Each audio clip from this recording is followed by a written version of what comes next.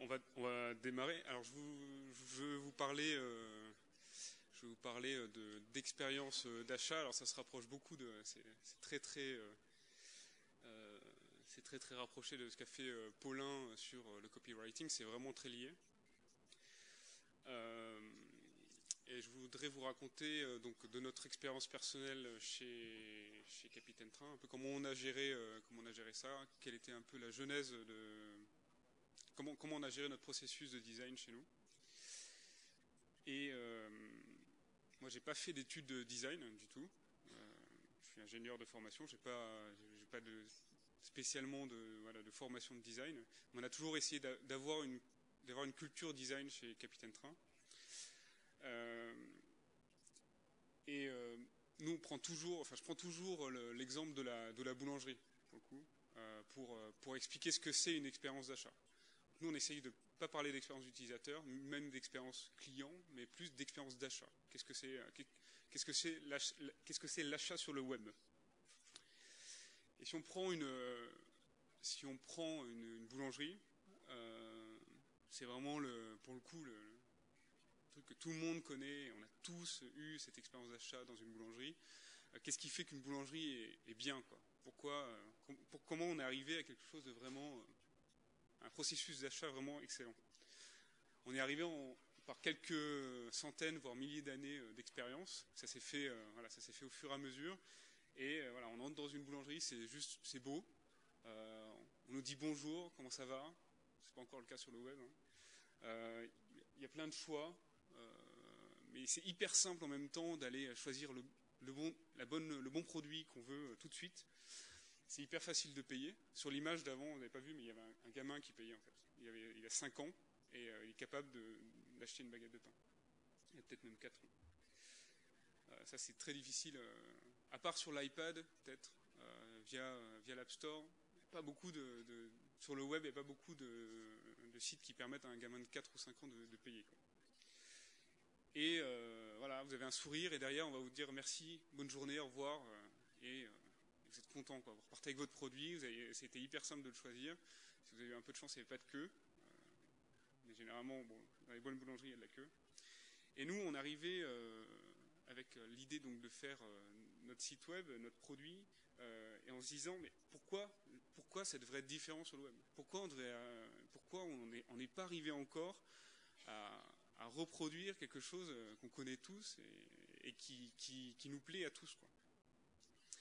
Donc, j'ai créé Capitaine Train avec 2 amis, Martin et Valentin. On a démarré ça en 2009 et nous on s'est posé exactement la même question, mais juste en se focalisant sur un problème: comment on pouvait faciliter l'achat de billets de train. Alors c'est juste ce simple problème: comment on pouvait donner une expérience d'achat bien meilleure que ce qui existait. Et la réponse assez simple qu'on a eue assez vite, c'est que tout était basé sur le design. On avait cette intuition qu'il fallait qu'on fasse un produit basé en ayant une approche design. Le seul problème, c'est que nous, on est 3 ingénieurs. On était 3 ingénieurs de formation à vouloir faire ce produit-là. Aucun designer, donc aucune expérience de design à part un petit peu d'interface, des choses comme ça. Et donc on s'est pas mal renseigné. Enfin, je me suis pas mal renseigné sur ça, sur comment j'allais faire pour donner une approche design à Capitaine Train, quels étaient les processus, et on a appris sur le tas, on a appris sur le tas à avoir un processus design pour avoir une expérience d'achat qui se rapprochait de ce qu'on aimait nous, en faisant table rase de ce qui existait. Au cours de ce que j'ai étudié plein de choses sur le design. C'est vraiment quelque chose qui me passionnait, et il y a quelqu'un à un moment qui m'a donné quelques clés essentielles. Il s'appelle Christopher Alexander. C'est un mathématicien à la base, qui est américain, et qui a fait quelques livres qui sont vraiment fantastiques. Vous pouvez tous les prendre, tous les acheter d'un coup et tous les lire. Ils sont incroyables. C'est lui qui a inventé une grosse partie de tous les processus de design et du design moderne. Et lui, il y est arrivé avec une approche très mathématique. Alors ça a tout de suite plu à mon cerveau d'ingénieur. tellement mathématique qu'il a même, enfin, certains livres vont beaucoup trop loin avec des processus mathématiques pour arriver à quelque chose derrière. Et toute sa théorie, en fait, elle est tellement simple, tellement bête, vous allez vous dire, mais non, mais c'est tellement bête que, évidemment, j'ai déjà pensé à ça. Et lui, il l'a écrit, et il l'a bien décrit, il a bien décrit tous les processus qui pouvaient amener à avoir un bon processus de design. Donc lui, pour lui, peu importe ce qu'on crée une boulangerie, un site web ou un iPod, on crée une forme. Et autour de cette forme, il y a un contexte. Voilà.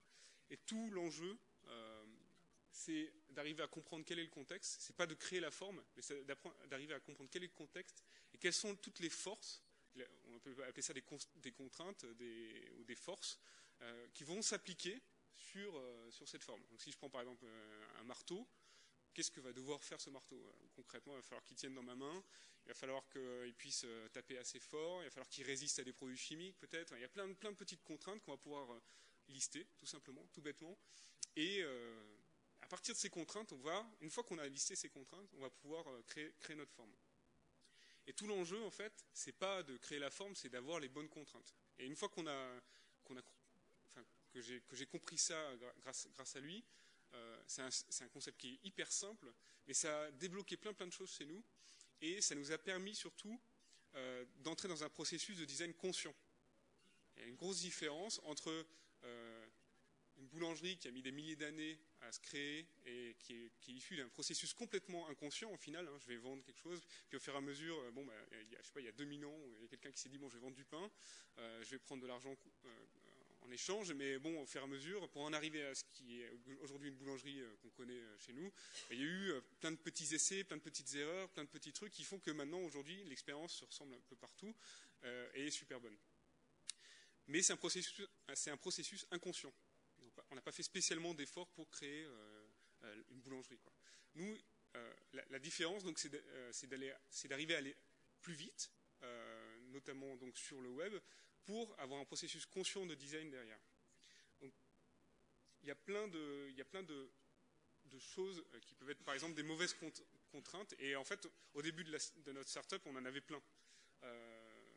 Par exemple, une mauvaise contrainte, ça pourrait être de maximiser la marge. Je veux absolument que mon business soit le plus rentable possible dès à présent.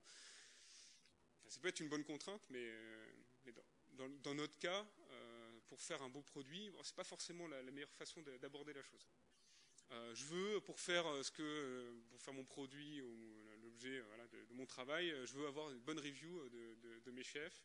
Je veux travailler avec mes amis, ça c'est souvent le cas quand on crée une start-up. On veut souvent bosser avec ses amis avant de vouloir créer un produit. On veut changer le monde, ça ne veut pas dire grand-chose. On veut faire une chose mais bien, c'est pareil, ça ne veut pas dire énormément de choses. Ou on veut tuer la concurrence, quoi. Nous, c'était exactement notre problème. Au début, on voulait tuer la concurrence. On se disait, il y a un site en face, monopolistique, historique, d'un transporteur français, et on veut juste leur prouver qu'ils ont tort de A à Z, qu'il faut qu'on arrive à leur montrer, à les humilier, quoi.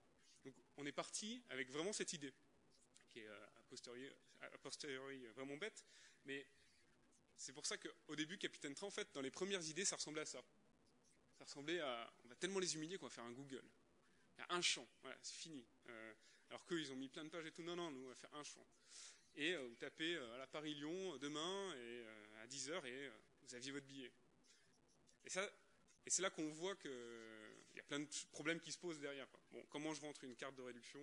Ça commence à devenir un petit peu problématique. Il va falloir que je modifie un peu mon truc, mon idée de base et tout. Et tout part en fait d'une mauvaise contrainte qui est on veut juste les humilier. Donc les contraintes après qu'on s'est données, elles étaient complètement différentes. On voulait qu'un ticket puisse être acheté en moins d'une minute. On voulait toujours les meilleurs prix. On s'est dit que c'était vraiment essentiel de toujours avoir les meilleurs prix, d'avoir toute l'offre. Un site où je me dis, dans certains cas, il peut me manquer des petites choses, là c'est assez inutile. On voulait effacer toutes les frontières européennes, puisque pour nous c'est un marché qui est global. Le train, les lignes de chemin de fer traversent les frontières, donc a priori il n'y a pas de souci. On voulait gérer tous les petits cas qu'on peut avoir dans le train. Alors le train, c'est un monde où il y a des milliards de petits cas chacun a sa propre petite expérience du train, donc il faut arriver à gérer tout ça. Et on voulait aussi rendre nos utilisateurs heureux. Donc ça, c'est plutôt une voilà, contrainte sympa et qu'on essaye toujours d'appliquer à ce qu'on fait. Donc en fait, on s'est rendu compte que voilà, faire une bonne expérience d'achat, c'était plus trouver les bonnes contraintes qu'autre chose. Et c'était même que ça en fait. Et donc comme des designers amateurs, notre travail se résume en fait à trouver les bonnes contraintes, éliminer les mauvaises, parce qu'il y en a plein. C'est vraiment hyper facile d'avoir des mauvaises contraintes. Trouver les solutions qui vont respecter ces contraintes et adapter la forme en fonction de ça. Et obtenir évidemment du feedback et itérer sur ça. Et itérer. Donc on n'est pas là pour faire une révolution. Notre produit, c'est pas une révolution en soi. Et par contre, par des milliards de petits détails, par des milliards de petites adaptations aux contraintes qu'on a identifiées, on a fait un produit qui répond à ces contraintes, tout simplement.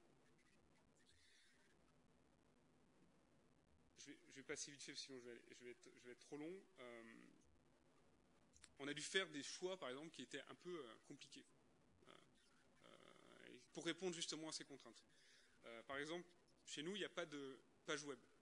Ça veut dire que notre site web, pour avoir une expérience qu'on jugeait assez satisfaisante, c'est-à-dire hyper rapide, respecter le moins d'une minute, voire là on en est à 30-40 secondes de temps pour faire un achat, il n'y a pas de page web. Donc si on clique sur un lien, il n'y a pas une nouvelle page web qui va se charger. Tout est chargé au début, on a juste une application JavaScript qui est fait en ember.js parce qu'on a les ressources en interne pour le faire. Et on s'est concentré sur cette technologie et sur ça en disant c'est le futur et on sait qu'on veut, pour respecter cette contrainte, on sait qu'il faut qu'on fasse ça. Il n'y a pas d'autre choix. Donc aujourd'hui, si vous allez sur notre site, vous pouvez faire autant de clics que vous voulez, il n'y aura jamais de rechargement, il n'y a jamais de loading, etc. Et ça c'est dur, parce que ça veut dire ne pas respecter ce qui se passe d'habitude, on n'a pas de page HTML, l'indexation est beaucoup plus compliquée, il y a plein de choses qui sont un petit peu différentes. Pas de pub, contrairement à notre principal concurrent, on n'a pas fait ce choix-là, parce que on devait respecter une des contraintes qui était que nos clients, c'est vraiment des gens qui achètent des billets de train, et pas des gens qui veulent faire de la pub sur notre site.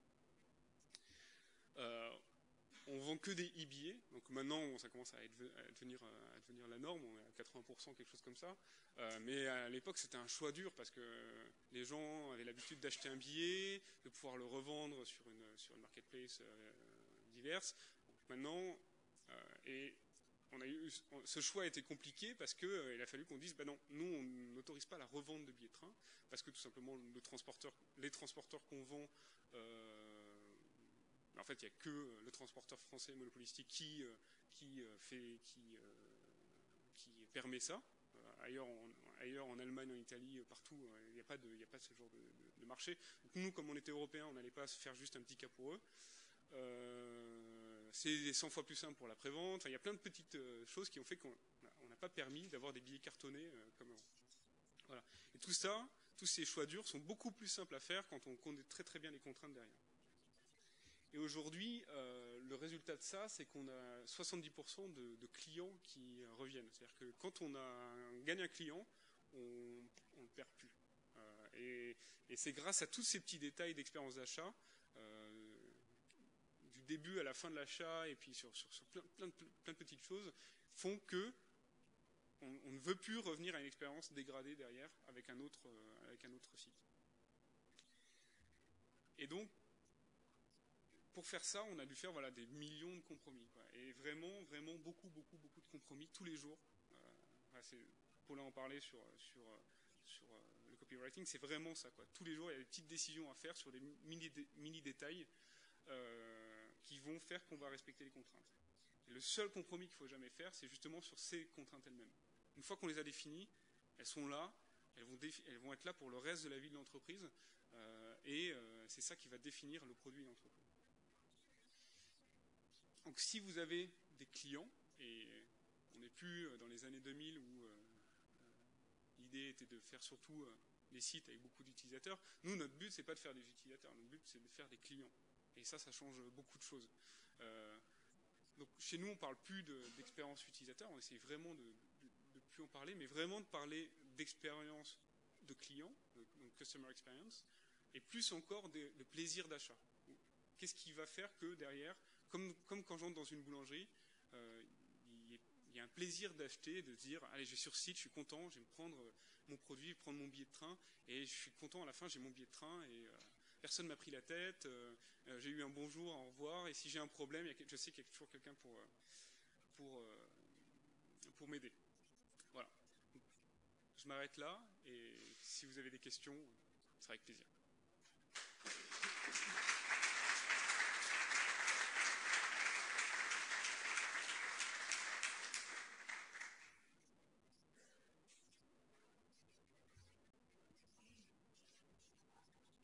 Moi, ça va être très très rapide. Juste, est-ce que tu peux nous redonner le nom de l'auteur des bouquins que tu nous recommandes? C'est Christopher Alexander. Christopher Alexander.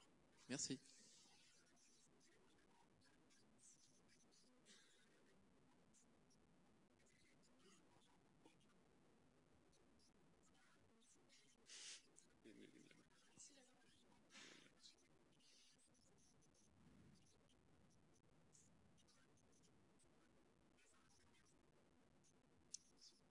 Bonjour, juste une question très simple. Jusque-là, je crois que vous avez donc toujours pas engagé de designer. Est-ce qu'à un moment vous l'envisagez ou pas du tout? Oui, pour l'instant. Alors, c'est vrai et c'est faux. Ça fait 4 ans et demi, effectivement, qu'on n'a jamais eu un designer en interne. On commence quand même à travailler. Le fait est que les fondateurs, notamment, ont moins en moins de temps pour être vraiment dans le développement du produit. Enfin, au jour le jour, quoi. Donc, on a fait notre. On a embauché un designer, mais qui commence à travailler à partir de maintenant pour nous. Mais il n'est pas en interne dans l'équipe. Pour l'instant, c'est très très progressif, quoi. Comme on est hyper exigeant là-dessus aussi, on a eu du mal à trouver quelqu'un qui corresponde à nos besoins, notamment sur le mobile. Voilà. Donc c'est un processus qui a été long pour nous. Mais on va trouver un jour quelqu'un qui va faire à 100% que ça, j'espère, chez nous. Ok, merci. Voilà.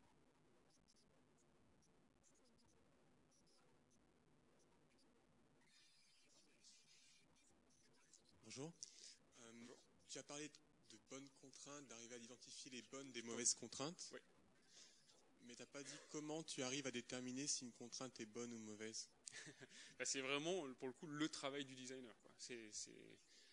C'est le seul travail, c'est d'arriver à savoir est-ce que pour moi c'est une bonne contrainte ou une mauvaise contrainte. Mais ça en reste très subjectif ou vous avez développé des méthodes pour déterminer si une contrainte est bonne ou mauvaise? Non, c'est le travail subjectif d'appréciation du designer. Parce que Christopher Alexander, lui, propose des méthodes Ouais, il propose des méthodes assez... pour déterminer si une contrainte est bonne ou mauvaise en fonction de certaines catégories de produits, d'objets, etc. Ouais, il va un peu loin, parfois. Il a une approche très, très... ça reste un scientifique et quelqu'un qui fait des thèses, enfin, qui a eu un gros travail scientifique et chaque fois qu'il a un concept, il va aller plus loin dans le truc. Comment je peux faire pour que ce concept-là, je puisse l'objectiver, enfin je sais pas comment dire, mais le rendre scientifique, ouais. Quoi. Et nous on s'est arrêté quand même enfin moi je me suis arrêté à la chose simple, qui est de pas aller trop loin et pas aller trop dans les maths et trop dans les choses comme ça. Donc il y a plein de petites techniques effectivement sur les bonnes et les mauvaises contraintes, mais pour moi ça reste quand même un peu l'expertise du designer.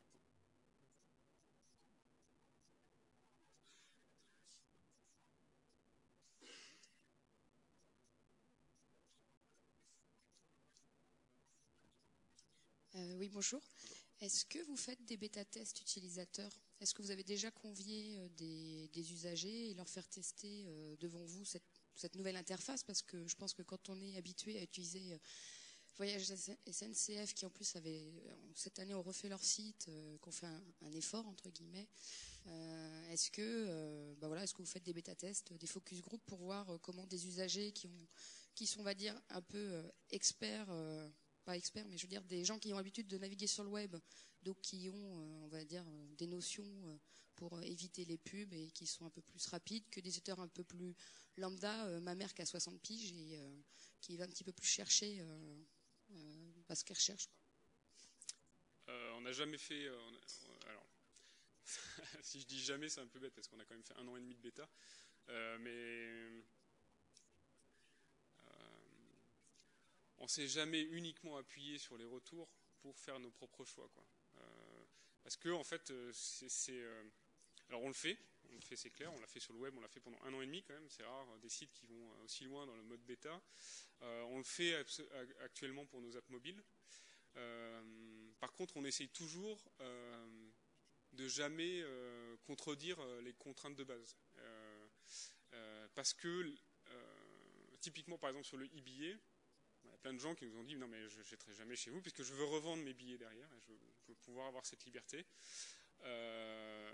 Oui, ok, sauf que derrière, il y a tout un tas de choses qu'on peut pas, que le client ne peut pas savoir. Et du coup, voilà, on se base sur les retours pour faire un tas de petits trucs, tas de petits changements, mais tant que ça respecte les contraintes, c'est toujours ce simple problème. Mais on fait pas de focus. Par contre, on n'amène pas des gens dans une même salle pour tester tous en même temps le même produit. Ça, on fait pas. On se base que sur l'expérience des clients au jour le jour, dans leur train, chez eux.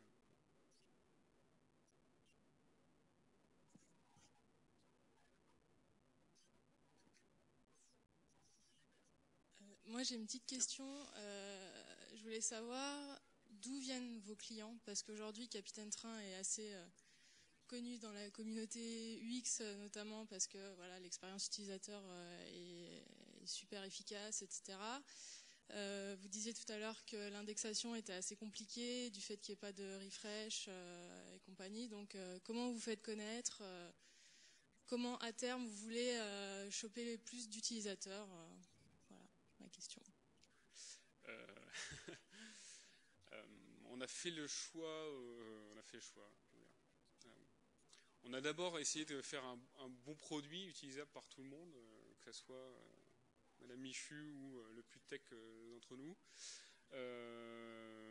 Et on n'a jamais beaucoup mis l'accent sur la communication et le marketing. C'est très dans notre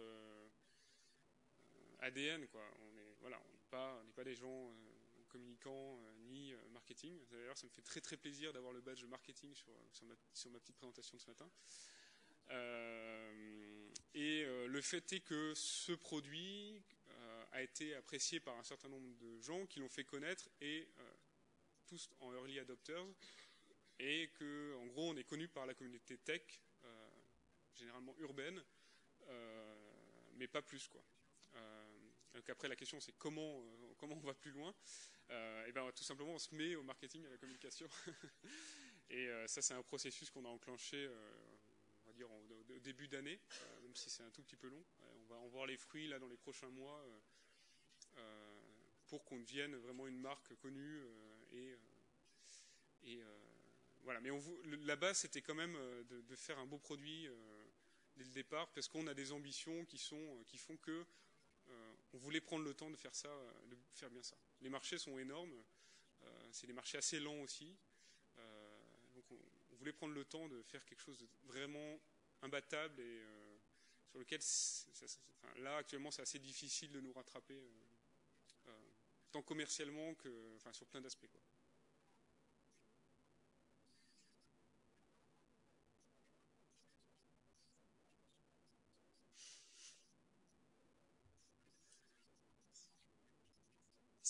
Si la survie de ton site nécessite de compromettre ton design, je pense par exemple à de la pub, quel choix tu vas faire?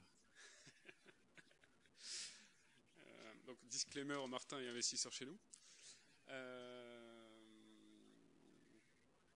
Non, enfin, on trouvera d'autres solutions. Il y a toujours des solutions qui font que si vraiment on doit payer des salaires et qu'on sait que la pub va faire qu'on va payer des salaires, j'en doute fortement, on le fera évidemment, mais on a tout fait pour justement ne pas arriver dans ces situations et on a toujours considéré que on serait gagnant à respecter nos clients avant tout, et à considérer que on veut vendre des billets de train. On vend pas autre chose, quoi. On vend pas de pub, on vend pas pas d'hôtel. Voilà, notre métier qu'on a appris, c'est vendre des billets de train. Et on a toujours considéré qu'on serait gagnant à toujours rester focalisé là-dessus.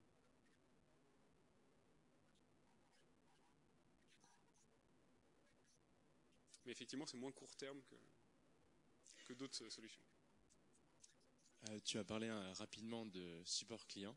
Ouais. Quelle est pour toi l'importance du support client dans l'expérience utilisateur et client? Alors déjà, je voudrais remercier Blend parce que Blend a quand même un super Wi-Fi qui permet que Jonathan, qui est notre support client aujourd'hui et qui est là, permet de répondre à nos clients tout en suivant les confs. Donc ça, c'est cool. Donc l'importance du service client est essentielle pour nous. Donc nous, on a en gros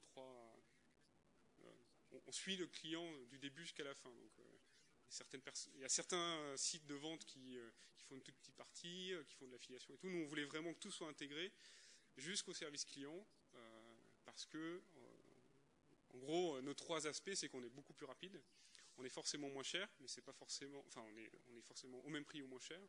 Et derrière, on assure un support client complet, de qualité, qui répond vite, intelligemment, et ça nous paraissait quelque chose de un peu manquant. C'est ça aussi qui va faire que le site va être humain. Et qu'au final, on parle à des humains, quoi. C'est pas juste. Voilà, une boulangerie, derrière, il y a un humain. Bah, c'est la même chose ça devrait être la même chose pour nous sur un site web. Et derrière, non seulement on répond aux demandes des clients, mais on est aussi très proactif. On va aller leur dire on a un mini problème chez vous, vous êtes sûr que vous n'avez rien vu de problématique. Un an après, on est capable d'aller dire regardez, on a réglé ce bug. Voilà, ce genre de choses fait que on sent toujours qu'il y a un humain derrière le site. Et ça, c'est essentiel. Vous n'avez pas de designer. Est-ce que vous pouvez nous dire combien de personnes au support client vous avez? J'ai pas entendu. Combien de personnes avez-vous au support client alors que vous n'avez pas de designer? On a 3 personnes au support client, 2 en France, enfin 2 pour le marché français et international, et 1 pour le marché allemand et international.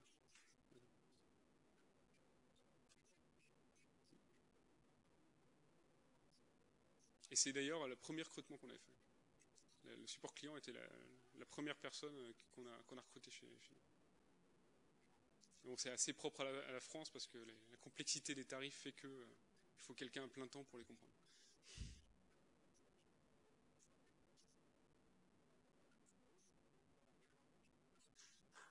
Merci beaucoup.